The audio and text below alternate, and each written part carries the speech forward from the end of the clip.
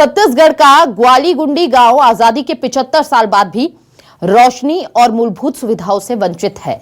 ये गांव छत्तीसगढ़ राज्य का आखिरी गांव है जो मध्य प्रदेश की सीमा से सटा हुआ है।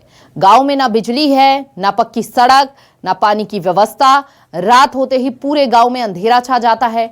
लोग लकड़ियां जलाकर रोशनी करते हैं। दिन भर पानी के लिए तालाबों और नदियों की तलाश में भटकते हैं। जरूरत की चीजें खरीदने के लिए गांव वालों को 15 किलोमीटर पैदल चलना पड़ता है। वहीं बरसात के मौसम में हालात और भी बदतर हो जाते हैं। रास्ते की जगह कीचड़, नदी और नाले ले लेते हैं, जिन्हें पार करते समय कई बार लोग अपनी जान तक जोखिम में डालते हैं। वहीं गांव की इस हालत पर एडीएम प्रेम कुमार पटेल ने कहा कि पहले यहां नक्सली गतिविधियां होती थी, लेकिन अब यह इलाका नक्सल मुक्त हो चुका है। प्रशासन की कोशिश है कि आने वाले समय में यहां बेहतर सड़क, बिजली और पर्यटन की सुविधा विकसित की जाए।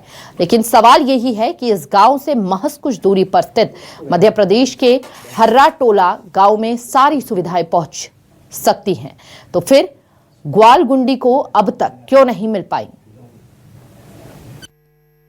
पानी की भी बहुत समस्या हवे और सूर्य प्रकाश दे सवे लाइट तो वो सावन भादो में नहीं जलत है। आगी जला के रहती हन। ग्वालगुंडी के टोला इलामा टोला कथे में फिट कर द बोर। रोड तो अब बनने वाला है। बिजली लानो यहाँ हम आगे बार बार के रथन आदिवासी बैगान हमन यहाँ फिट करो रोड में। यहाँ बहुत से समस्या है। पानी भी नहीं है, पानी का बहुत समस्या। और गर्मी में तो कुछ भी पानी नहीं रहता यहाँ। और लाइट का समस्या है, लाइट भी नहीं। सूर्य से छोटा सा सूर्य से चल रही से। और सड़क का समस्या है बहुत से सारा। सामान ले बर नोन मिर्चा सब चीज, साबुन सोडर सब चीज पैदल रेंगत गेरहन। घाटी पड़ते बहुत, घाटी से जंगल से गेरहन हमन घाटी चढ़ के रामपुर।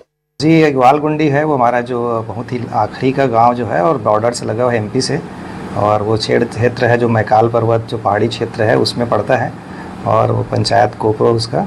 तो मैं कहना चाहूँगा कि लगभग ये 2017-18 तक ये जो क्षेत्र है जो पहाड़ी मैकाल पर्वत श्रेणी का, वो पहले नक्सल क्षेत्र के रूप में था और काफ़ी उसमें गतिविधियाँ होती थी। और कुछ हमारे जवान और नागरिक भी शहीद हुए थे। बाद में लोगों ने ये शासन की योजना का जैसे उनको ज्ञान हुआ तो उन्होंने सरेंडर किया और शासन की तरफ उन्होंने मुख मोड़ा है। और आज के समय अब हमारा जिला है वो नक्सल मुक्त जिला हो चुका है। इस वक्त हम खड़े हैं मध्य प्रदेश राज्य के हर्रा टोला गांव में।